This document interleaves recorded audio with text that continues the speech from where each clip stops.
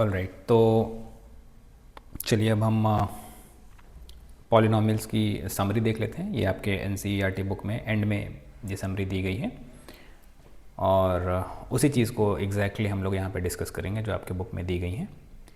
तो जो पहली चीज़ हमने इस चैप्टर में सीखी है वो क्या है कि जो पॉलिनॉमियल्स जो अलग अलग डिग्री के होते हैं, अगर फर्स्ट डिग्री का पॉलिनॉमियल है तो उसको लीनियर पॉलिनॉमियल बोलते हैं, है ना। सेकेंड डिग्री का पॉलिनॉमियल है तो उसको क्वाड्रेटिक पॉलिनॉमियल बोलते हैं।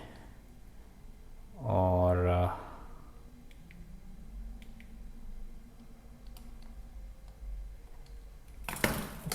Sorry wait something,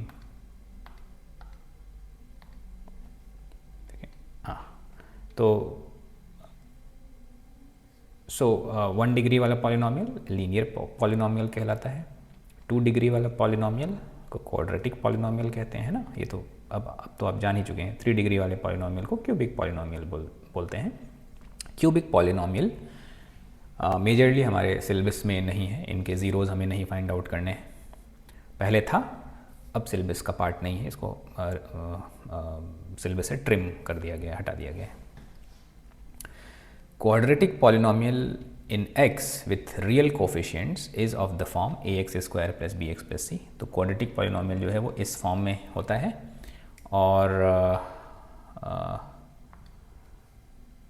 ax square plus B X plus C के फॉर्म में, स्टैंडर्ड फॉर्म में होता है, जहाँ पे a, b और c ये कोई भी रियल नंबर हो सकते हैं और a ज़ीरो नहीं हो सकता, क्योंकि अगर a ज़ीरो हो जाएगा तो ये एक्स स्क्वायर वाला पूरा का पूरा टर्म ख़त्म हो जाएगा, ये ज़ीरो हो जाएगा और पॉलिनॉमियल क्या बचेगा, बी एक्स प्लस सी। और बी एक्स प्लस सी फिर क्वाड्रेटिक नहीं हुआ है ना, ये तो लीनियर हो जाएगा। तो क्वाड्रेटिक रहने के लिए ए ज़ीरो नहीं हो सकता, कोई भी रियल नंबर होगा accept zero.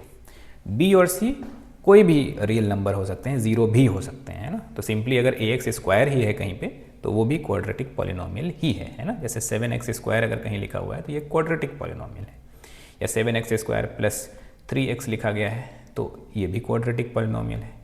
7x square plus 3x plus 9 लिखा गया है, ये भी क्वाड्रेटिक पॉलिनॉमियल है ना।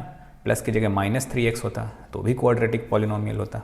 लेकिन अगर ये एक्स स्क्वायर का जो कोफिशिएंट है यहाँ पे तो 7 है, अगर ये minus 7x square plus 3x minus 9 अगर ऐसा लिखा हुआ है तो अभी भी क्वाड्रेटिक पॉलिनॉमियल है। ये वाला अगर यहाँ पे ज़ीरो कर दें तो ये पूरा का पूरा ज़ीरो हो जाएगा, तो क्या बचेगा, 3x माइनस 9, है ना।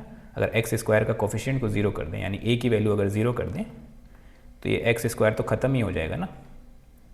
तो जो बचेगा वो सिर्फ इतना, और अब ये क्वाड्रेटिक नहीं रहा। तो क्वाड्रेटिक पॉलिनॉमियल के लिए a ज़ीरो नहीं हो सकता, है ना। जो a मतलब जो एक्स स्क्वायर का कोफिशिएंट है वो ज़ीरो नहीं हो सकता। जो ज़ीरोज़ ऑफ पॉलिनॉमियल, ये कोई भी पॉलिनॉमियल के लिए ट्रू है, चाहे वो लीनियर हो, क्वाड्रेटिक हो, क्यूबिक हो, बाई क्वाड्रेटिक हो, कोई भी पॉलिनॉमियल हो, ये जो स्टेटमेंट है वो ट्रू है। और इस पर क्वेश्चन भी आपको आता है, वो ग्राफ बना के पूछा जाता है कि वो एक ग्राफ दिया होता है इस तरीके से, एक ग्राफ बना होगा,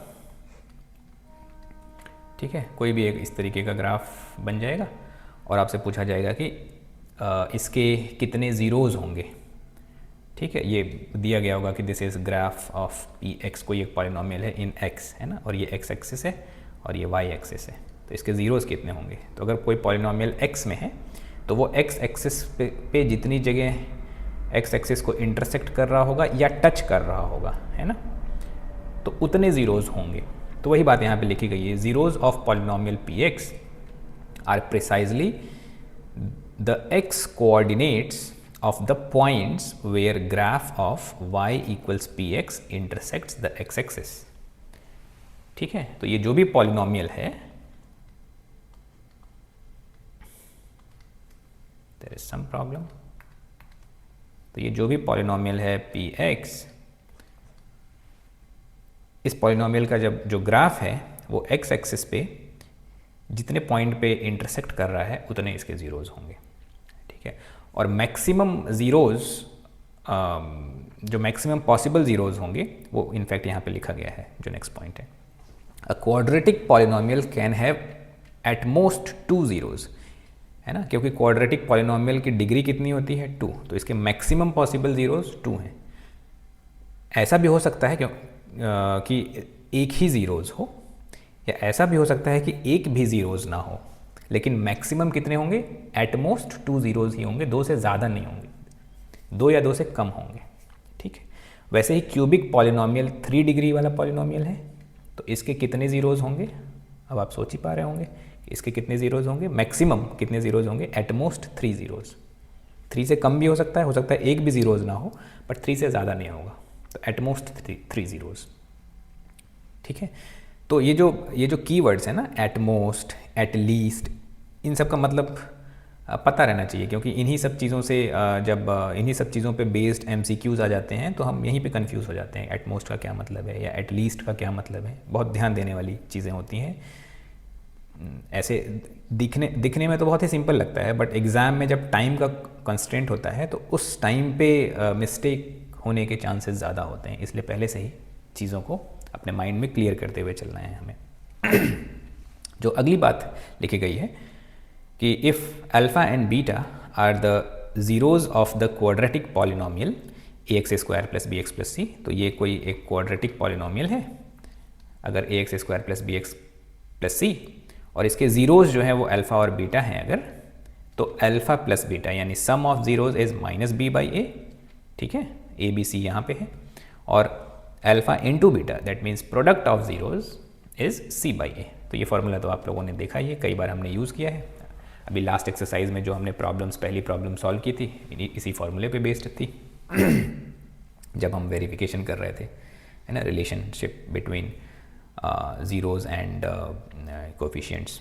ठीक, जो 6th पॉइंट है वो अब इम्पॉर्टेंट नहीं है आपके लिए, क्योंकि ये क्यूबिक पॉलिनोमियल की बात यहाँ पे की जा रही है। क्यूबिक पॉलिनोमियल के जो ज़ीरोज़ होते हैं, तो ज़ीरोज़ तो 3, इसके मैक्स एटमोस्ट 3 ज़ीरोज़ होंगे, तो अल्फ़ा, बीटा और गामा।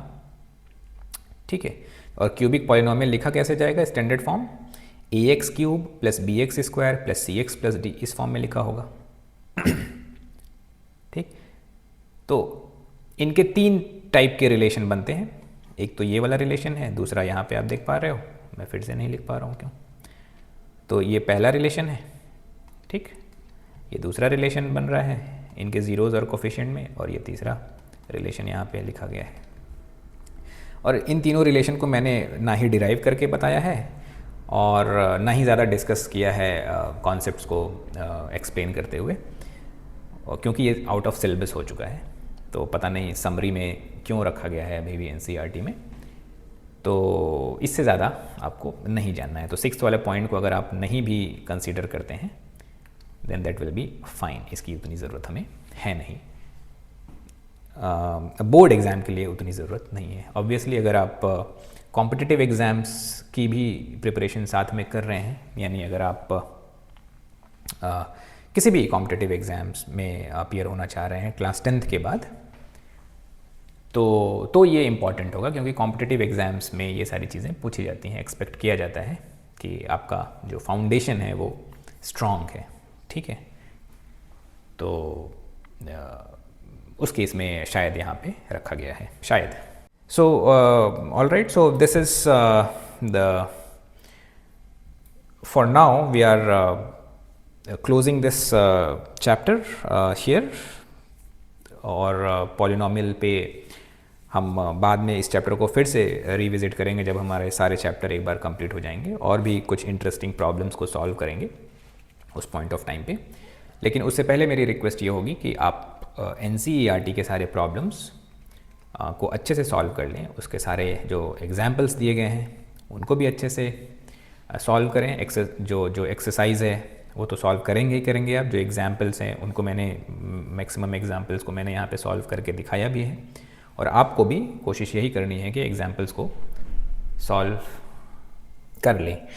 तो अब नेक्स्ट लेक्चर में हम लोग नया चैप्टर स्टार्ट करेंगे, linear equations. So all right, take care, bye bye.